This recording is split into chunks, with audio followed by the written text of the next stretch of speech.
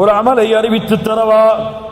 அதை செய்தால் உலக அரசனிடத்தில் அவன் உங்களை பொருந்திக் கொள்வான்.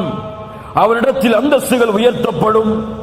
தங்கம் வெள்ளிகளை அவனுடைய பாதையில் கொடுப்பதை விடவும் அவனுக்காக எதிரிகளை போர்க்களத்தில் சந்தித்து உங்களுடைய வாழ் அவர்களுடைய கழுத்துக்கு நேராக செல்வதை விடவும் அவர்களுடைய வாழ் உங்களுடைய கழுத்துக்கு நேராக வருவதை விடவும் சிறந்த அமலை உங்களுக்கு அறிவிக்கவா? சொல்லுங்கள் அல்லாஹ்வுடைய தூதரே. திக்ருல்லாஹ், அல்லாஹ்வுடைய திக்ர், நினைவு. அல்லாஹ் கூறுகிறான், الذين آمنوا وتطمئن قلوبهم بذكر الله ألا بذكر الله ألا بذكر الله تطمئن القلوب. சுப்ஹானல்லாஹ். மூமின்களுடைய உள்ளம் அல்லாஹ்வின் நினைவால் தான் சாந்தி பெறும். அல்லாஹ்வின் நினைவில் தான் உள்ளத்தின் நிம்மதி இருக்கிறது. அல்லாஹ் கூறுகிறான் நபியை பார்த்து, நபியே, அவர்களுடைய வார்த்தைகளால் உங்களுடைய உள்ளம் நெருக்கமாக இருப்பதை நான் அறிகிறேன். என்ன செய்யுங்கள்? ஃபஸப்பிஹ் பிஹம்தி ரப்பிக் வகும் மினஸ் சாஜிதீன். அல்லாஹ்வை புகழுங்கள், அல்லாஹ்விற்கு சுஜூது செய்யுங்கள். அல்லாஹ் நீக்குவான் கவலை. நபிக்கு அல்லாஹ் சொல்லக்கூடிய வழிமுறை. நபி யூனுஸ், தந்தை இல்லை, தாய் இல்லை, உறவினர் இல்லை, தோழர்கள் இல்லை, மீன் வயிற்றில் சிக்கி தவிக்கிறார். சுப்ஹானல்லாஹ். சொன்னார்கள், லா இலாஹ இல்லா அன்த் சுப்ஹானக இன்னி குன்து மினல் ஸாலிமீன். படைத்த இறைவனே, உன்னை தவிர இறைவன் இல்லை. சுப்ஹானக், நீ பரிசுத்தமானவன், நானோ அநீதம் இழைத்தவன். யா அல்லாஹ். அல்லாஹ் மீன் வயிற்றிலிருந்து வெளியாக்கினான் நபி யூனுஸை. சுப்ஹானல்லாஹ். அல்லாஹ்வுடைய தூதர் சொன்னார்கள், நபி யூனுஸ் அவர்கள் கூறிய லா இலாஹ இல்லா அன்த சுப்ஹானக இன்னி குன்து மினல் ஸாலிமீன் என்ற ஒரு திக்ரை ஒருவர் செய்து அல்லாஹ்வை அழைத்தால் அல்லாஹ் அந்த அழைப்பிற்கு பதில் கொடுக்காமல் இருப்பதில்லை. சுப்ஹானல்லாஹ். அடுத்த மிக அழகான திக்ர், ஹஸ்புனல்லாஹ்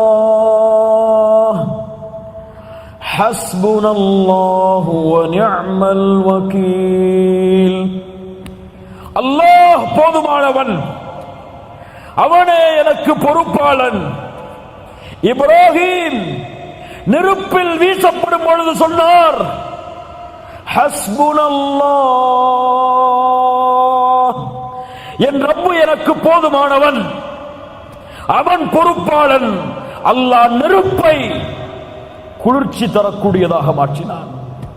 சஹாபாக்கள் சொல்லுவார்கள், எதிரிகள் எல்லாம் உங்களுக்கு எதிராக ஒன்று கூடி விட்டார்கள். சொல்லுவார்கள் தோழர்கள், அவர்களுடைய ஈமான் அதிகரிக்கும். காலு ஹஸ்புனல்லாஹ், எங்களுக்கு அல்லாஹ் ஒருவன் போதுமானவன். சுப்ஹானல்லாஹ். ஃபாத்திமா ரலியல்லாஹு அன்ஹா கடினப்படுகிறார்கள், வேதனைப்படுகிறார்கள். கைகள் எல்லாம் தூதருடைய மகளுக்கு காய்ச்சி விடுகிறது. ஒரு அடிமையை கேட்போம் என்று அல்லாஹ்வுடைய தூதரிடத்திலே முறையிடப்படுகிறார்கள். அல்லாஹ்வுடைய தூதர் சொன்னார்கள், ஃபாத்திமா, அடிமை கிடைப்பதை விடவும் சிறந்த ஒன்றை உன் கவலைகள் நீங்குவதற்கு சொல்லவா? நீ உறங்கச் சென்றால் சுப்ஹானல்லாஹ் 33 தடவை, அல்ஹம்துலில்லாஹ் 33 தடவை, அல்லாஹு அக்பர் 34 முறை கூறினால் இந்த அடிமை கிடைத்து உன் துன்பம் நீங்குவதை விட இது மேலானது.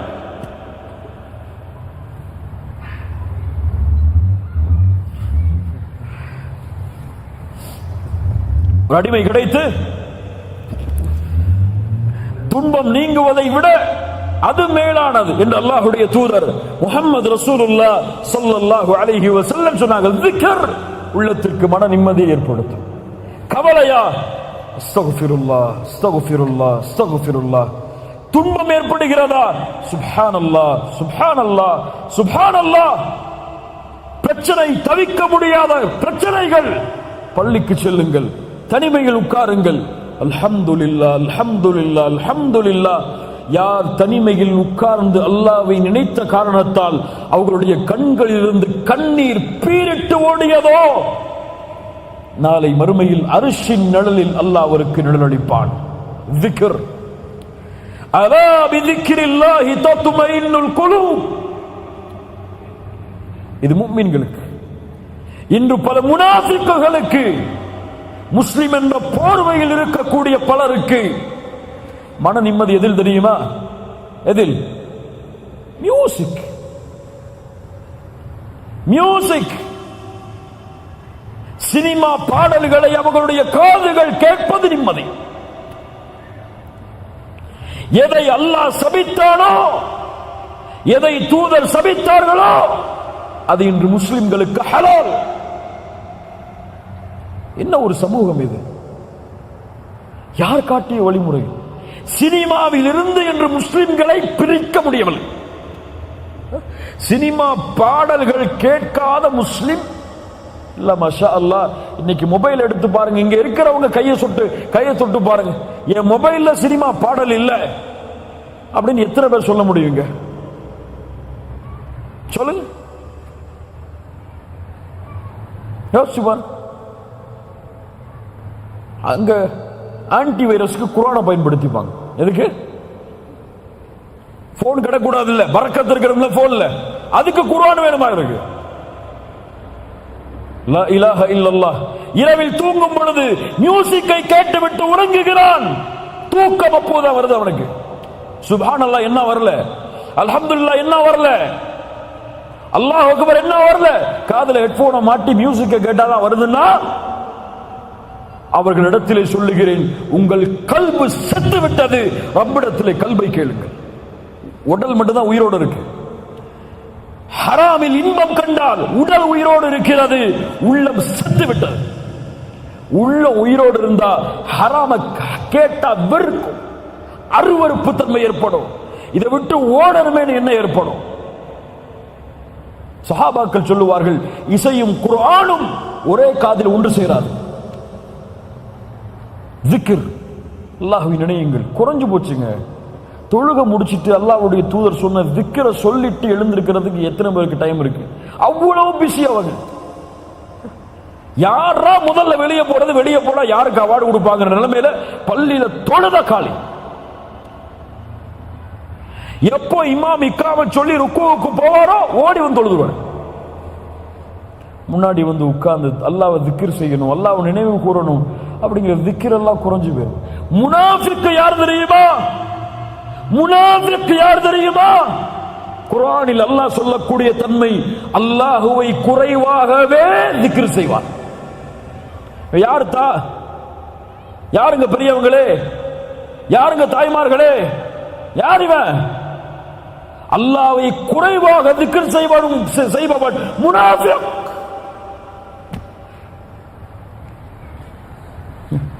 இங்க சுப்ஹானல்லாஹ் அல்ஹம்துலில்லாஹ் அல்லாஹு அக்பர் லா இலாஹ இல்லா அன்த சுப்ஹானக இன்னி குன்து மினல் ஸாலிமீன் ஹஸ்புனல்லாஹு நிஅமல் வகீல் சுப்ஹானல்லாஹி வ பிஹம்திஹி அதத கல்கிஹி வ ரிதா நஃப்ஸிஹி வ ஸீனத அர்ஷிஹி வ மிதாத கலிமாத்திஹி. உள்ளம் அப்படியே உயிர்ப்பிக்கும் ஈமானோடு கூறினால், கல்பு அப்படியே குதிச்சு எழும், கவலைகள் ஓடும் உள்ளத்தோடு சொன்னால். நமக்கு ذிக்ர் எல்லாம் நமக்கு வந்து பரக்கத்துக்கு. எதுக்கு பரக்கத்? சுப்ஹானல்லாஹ் என்ன அர்த்தம் தெரியாது. ஆனா சுப்ஹானல்லாஹ் சுப்ஹானல்லாஹ் சுப்ஹானல்லாஹ் தஸ்பீஹ் பண்ணி ஊட்டிக்கிட்டே இருப்பாரு. கையில ஒரு மிஷின் வச்சு தட்டிக்கிட்டே இருப்பாரு. எவ்வளவு சொன்னீங்க? 1000 முறை, 2000 முறை. என்னத்த அர்த்தம் தெரியாது. அல்ஹம்துலில்லாஹ் என்ன அர்த்தம் தெரியாது. இத்தனை வருஷம் தொழுறீங்கல்ல, சமி அல்லாஹு லிமன் ஹமிதா என்ன அர்த்தம்? என்ன அர்த்தம்? சமி அல்லாஹு லிமன் ஹமிதா என்ன அர்த்தம்? இந்த கூட்டத்தில் எழுப்பி கேட்டா 190 பேருக்கு தெரியாது. இல்ல மாஷா அல்லாஹ், அல்லாஹ் பாதுகாத்தவர்களை தவிர. ஏன்? ஆர்வம் இல்லைங்க. கல்பு ஒன்று சேரல, கல்பு அமைதி கிடைக்கல, கல்புக்கு நிம்மதி கிடைக்கல. சமி அல்லாஹு லிமன் ஹமிதா, புகழப்படுவதை அல்லாஹ் செவியேற்கிறான் என்று இமாம் சொல்லும் பொழுது, அப்படியா அல்லாஹ்வை புகழ வேண்டும். ரப்பனா லக்கல் ஹம்த். கல்பு அப்படியே சாந்தி அடையும். இந்த 10 கவலைகளை நீக்கக்கூடிய வழிகள். இதை செய்தால் அல்லாஹ் நம்முடைய கவலைகளை நீக்குவான். இறுதியாக, என்னதான் கவலைகள் நீங்கினாலும், என்னதான் துன்பம் நீங்கினாலும், ஒரு முஃமினுடைய உண்மையான மகிழ்ச்சி இந்த உலகத்தில் அல்ல. இமாம் அஹ்மது இடத்திலே கேட்கப்பட்டது, இமாம் அஹ்மது அவர்களே, ஒரு முஃமினின் உண்மையான மகிழ்ச்சி எப்போது? கோடிகளை கட்டும் பொழுது, ராய்ஸ் ரோயஸ் கார்ல வலம் வரும் பொழுது, அல்லது பெரிய பெரிய பில்டிங்கை வாங்கி மிகப்பெரிய சொத்துக்களை குவிக்கும் பொழுது, அழகிய மனைவிமார்களை திருமணம் முடிக்கும் பொழுது, அழகிய பிள்ளைகளை பெருக்கும் பொழுது, உலகத்தில் மிகப்பெரிய அரசனா மாறும் பொழுது. சொன்னாங்களா? அஹ்மது சொன்னார்கள், ஒரு முஃமினுடைய உண்மையான மகிழ்ச்சி சொர்க்கத்தில் அவன் எடுத்து வைக்கும் முதல் 8 ஒரு முஃமினுக்கு எதுவும் திருப்தி அளிக்காது, இந்த உலகத்திலும் மறுமையிலும், ஒன்றை தவிர. மறுமையில் சொல்லுவான், சொர்க்கத்தில் நுழைவான், அல்லாஹ் அழைப்பான், ஹல் ரதைத்தும், திருப்தி கொண்டீர்களா?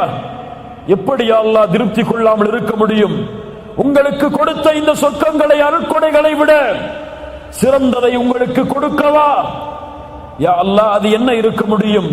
அல்லாஹ் கூறுவான், இன்றைய தினம் என் பொருத்தத்தை நான் ஹலாலாக்குகிறேன், இதற்கு மேல் உங்கள் மீது நான் கோபமே படமாட்டேன் என்று அல்லாஹ் கூறுவானே, அந்த வார்த்தையை அந்த முஃமின் இந்த 2 காதால் கேட்கும் வரை அவனுக்கு உலகத்திலே எது வந்தாலும், எது வரவில்லை என்றாலும், துன்பம் வந்தாலும், கஷ்டம் வந்தாலும், செல்வம் வந்தாலும், வறுமை வந்தாலும், இந்த உலகத்தில் எது கிடைத்தாலும், கிடைக்கவில்லை என்றாலும், அவனுக்கு எதுவும் நிம்மதி அல்ல. அவனுடைய உண்மையான நிம்மதி இந்த வார்த்தையில் தான். சொர்க்கம் தான் ஒரு முஃமினுடைய உண்மையான மகிழ்ச்சி. இந்த உலகம் தற்காலிகமானது, இதில் நீங்கள் எப்படி வேண்டுமானாலும் இருக்கலாம். உங்களுக்கு சைக்கிள் தான் இந்த உலகத்தில் மரணம் வரையும் இருக்கலாம், அல்லது நீங்கள் பென்ஸ் காரிலும் உலா வரலாம், மிகப்பெரிய கட்டிடங்களை நீங்கள் கட்டி இருக்கலாம், அல்லது 4 மூலம் வீட்டில் தான் உங்களுக்கு இருப்பிடமும் அமைந்திருக்கலாம். வறுமையும் கவலையும் தான் உங்களை வாட்டலாம், அல்லது சந்தோஷமும் மகிழ்ச்சியும் தான் இந்த உலகத்தில் நிலைத்திருக்கலாம். ஆனால் எதுவும் இந்த உலகத்தில் யாருக்கும் நிரந்தரம் அல்ல. இன்று மரணமானால் எல்லாம் அவரை விட்டு விரண்டு ஓடும் ஓடும் ஓடும் ஓடும்.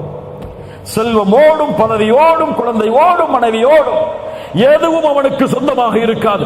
உமர் அவர்கள் சொன்னார்கள், கபர்களை பார்த்து, கபர்வாசிகளே எதை சேர்த்து சென்றீர்கள்?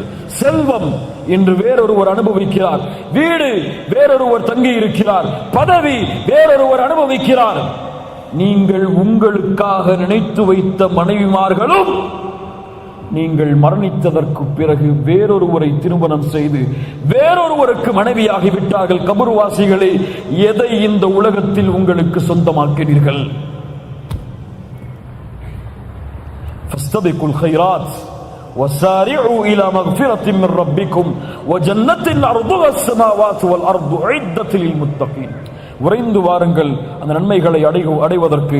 இந்த 10 நிபந்தனைகளை, 10 செயல்களை யார் தங்களுடைய வாழ்வில் நிலையாக தொடர்ந்து செய்து வருகிறார்களோ அவர்களுடைய வாழ்வில் எல்லா பிரச்சனையும் அல்லாஹ் நீக்குவான். லா தஹ்சன் இன்னல்லாஹ மஅனா.